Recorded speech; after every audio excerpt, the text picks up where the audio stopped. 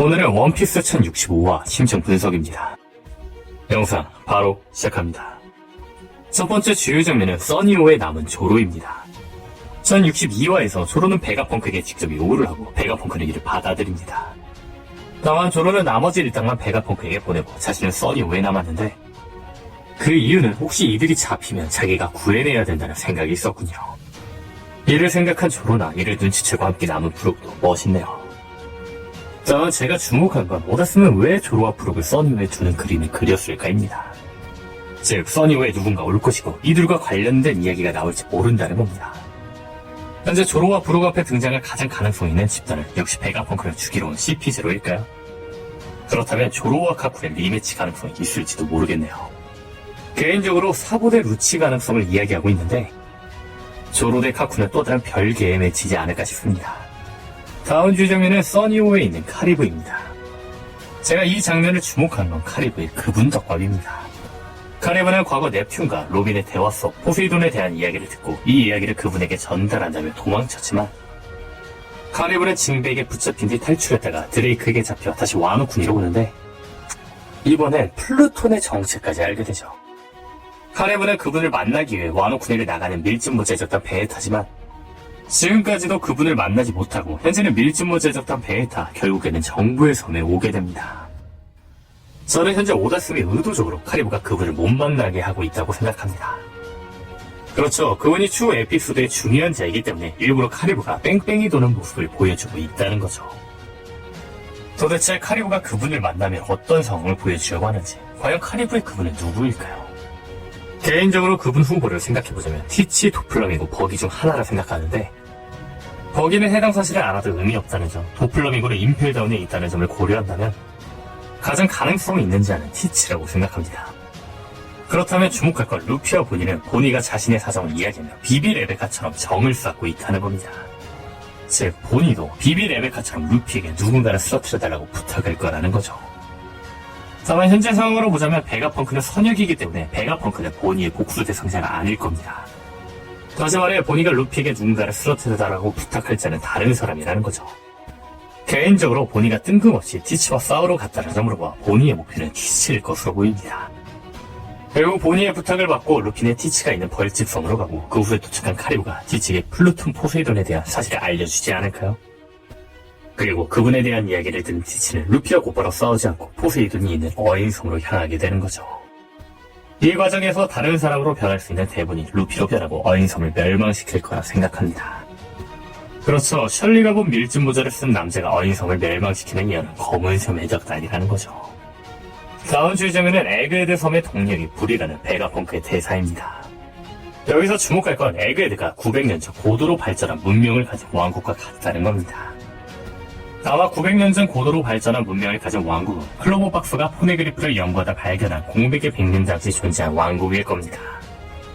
이 거대한 왕국을 루나리아족이 세운 왕국이라고 생각하는데 그 이유는 고대 루나리아족은 레드라인에 살다가 세계정부에 의해 쫓겨다 멸족한 점, 거대 왕국도 고대의 세계정부에 의해 멸망한 점을 보았을 때 거대 왕국을 루나리아족이 세운 왕국이며 이 왕국은 베가펑크의 말대로 고도의 문명이 발전된 왕국인 걸로 보이죠. 그렇다면 여기서 생각해볼 건 앞서 말한 것처럼 이 섬의 동력은 불이라는 겁니다. 눈치채시는 분들이 계실진 모르겠지만 루나리아족에게는 특징이 있습니다. 그건 바로 등에서 불꽃이 끊임없이 타오르며 이를 이용해 불꽃을 자유자재로 생성하고 다룬다는 겁니다. 그렇죠. 과거 거대 왕국의 동력은 루나리아족의 불꽃이었을 확률이 매우 높다는 겁니다. 다음 주의 장면은 베가펑크의 대사입니다. 베가펑크는 사라지지 않는 불이 있다면 태양을 만들 수 있다고 합니다. 앞서 말한 것처럼 사라지지 않는 불꽃은 루나리아족의 특성입니다. 즉 태양 같은 불을 루나리아족만이 만들 수 있다는 거죠. 그렇다면 여기서 주목할 건 태양의 신의 이명인 니카입니다. 사실 저는 태양의 신 니카 이야기가 나왔을 때 왜 이명이 태양의 신인지에 대해 많이 생각해봤습니다. 근데 이번 베가펑크의 말 그대로 사라지지 않는 불이 태양을 상징한다면 태양의 신이라는 상징 단어가 이명인 니카는 태양처럼 사라지지 않는 불을 만들어내는 루나리아족이었을지 모른다는 겁니다. 개인적으로 뒤에 일족의 의미는 달의 피가 섞인 혼혈이라고 생각하는데 루피의 최종 각성은 태양의 신 니카 그 자체, 달의 민족이라고 추정되는 루나리아족일지 모르겠네요. 그렇다면 여기서 주목할 건 밀짚모자에 적다는 게임 캐릭터로 변화시킨 1028화 속 표지입니다. 여기서 자세히 보시면 오다스는 로빈의 최종 각성 악마처럼 로빈 케임 캐릭터를 악마로 정했습니다. 그렇다면 여기서 주목할 건 오다스는 불과 상관없는 루피를 불을 쓰는 캐릭터로 정했다는 겁니다. 그렇죠. 이 표지는 루피의 최종 각성이 불을 쓰는 루나리아족이라는 떡밥일 수 있다는 거죠. 다음 주의 장면은 세라핌 징배입니다. 여기서 주목할 건 세라핌 징배가 사용하는 악마의 능력입니다. 우후은 세라핌 징배의 움직임을 보고 말합니다. 능력자? 그렇다면 세라핌 징배가 사용하고 있는 악마의 능력은 무엇일까요?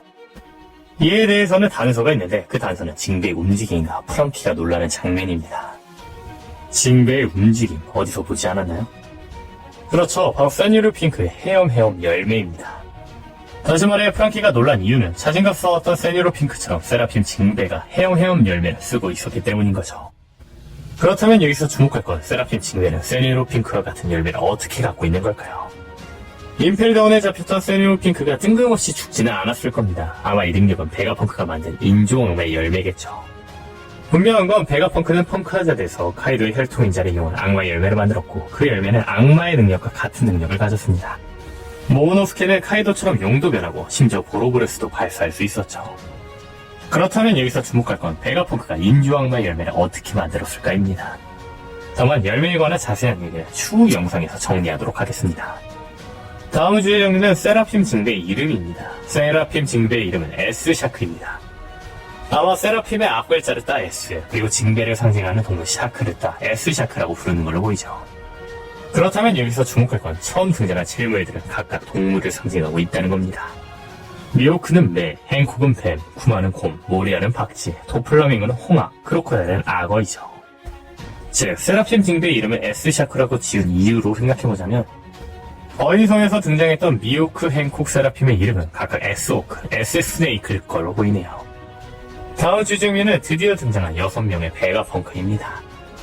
카쿠에 의하면 베가펑크는 너무 천재라 바빠서 자신을 6명으로 분산시켰다고 했습니다.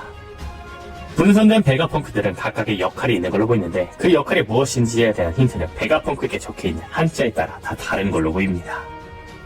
카쿠가 처음 6명으로 나누어진 베가펑크를 소개하자니 각각의 이름과 상징하는 한자를 보여주었습니다. 그리고 이 한자에 맞게 각각의 베가펑크들의 성격이 공개된 걸로 보이죠. 이번 1065화에 처음 등장한 요크의 상징 한자는 하고자 할 욕. 한자에 걸맞게 먹고 싸고 자고 모든 욕구를 취하고 있는 걸로 보이죠. 다음 아틀라스의 상징 한자는 사나울코. 1063화에서 한자에 걸맞게 사납게 날뛰는 모습을 보여주죠. 다음 피타고로스의 상징 한자는 알치. 이번 1065화에서 밀짚모자 일당과 세라핌 징배와의 싸움으로 데이트를 얻어 기뻐하는 모습을 보이죠. 다음 에디슨의 상징 한자는 생각할 사람. 이번 1065화에서 밀짚모자 일당과 세라핌 징배와의 싸움을 보고 무언가를 계속 생각하는 장면이 나오죠. 다음 릴리스의 상징 한자는 악할 악. 가장 처음 등장한 베가펑크 분신으로 해적을 약탈하려는 모습이 보이는데 이는 목적을 위해서 악행도 마다하지 않는 것으로 보이죠. 다음 사카의 상징 한자는 발을정. 1065화에서 징배와 밀짚모자 일당의 싸움을 정리하기도 하고 바른 성품을 보여주기도 하였죠. 오다쌤은 1062화에서 이미 각각의 성격을 이미 떡밥으로 보여주었다는 점에서 다시 한번 또 오다쌤의 떡밥에 감탄이 나옵니다. 오늘 영상은 여기까지입니다. 시청해주셔서 감사합니다.